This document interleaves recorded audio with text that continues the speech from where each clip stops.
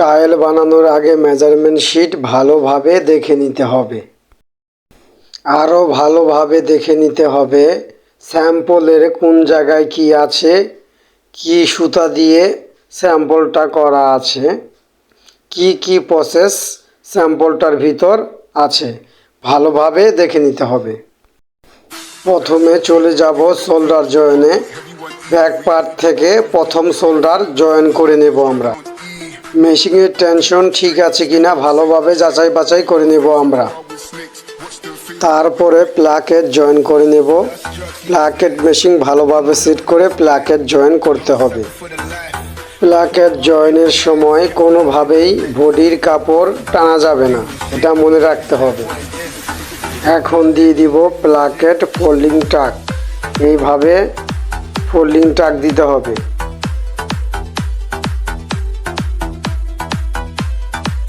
Back পার্টে 1 ভাঁজে folding টাক দিতে হবে। ফরম পার্টে 2টা ভাঁজ করে ফোল্ডিং টাক দিতে হবে। নেকের সাইড 2 মাথা একসাথে মিলিয়ে ভালো করে সিজারিং করে নিতে হবে।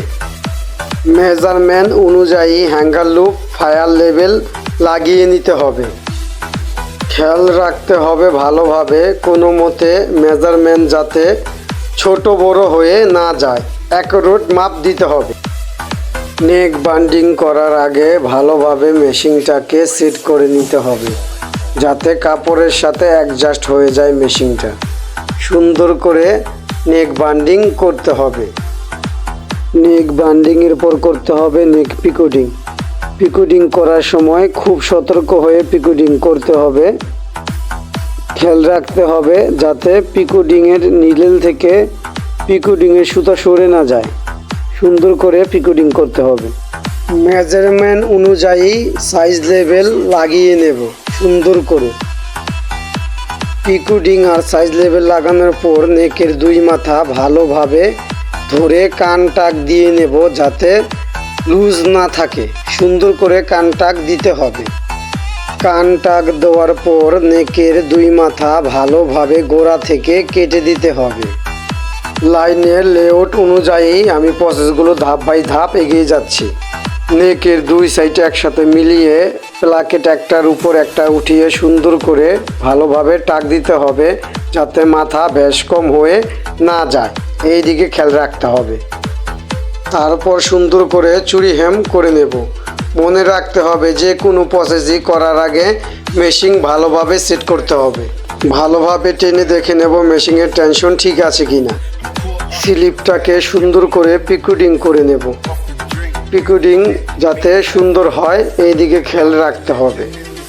সব প্রসেসগুলো করার আগে ভালোভাবে মেশিন সেট করতে হবে। এখন আমরা সুন্দর করে স্লিপ জয়েন করে নেব। স্লিপ জয়েন করার আগে মেশিনটা ভালোভাবে সেট করে নিতে হবে, টেনশন দেখে নিতে হবে।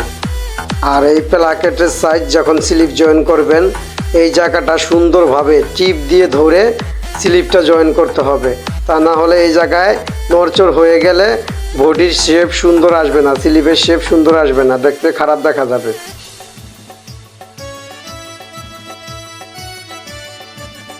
তারপর আমরা সুন্দর করে 2 সাইড মেরে নেব।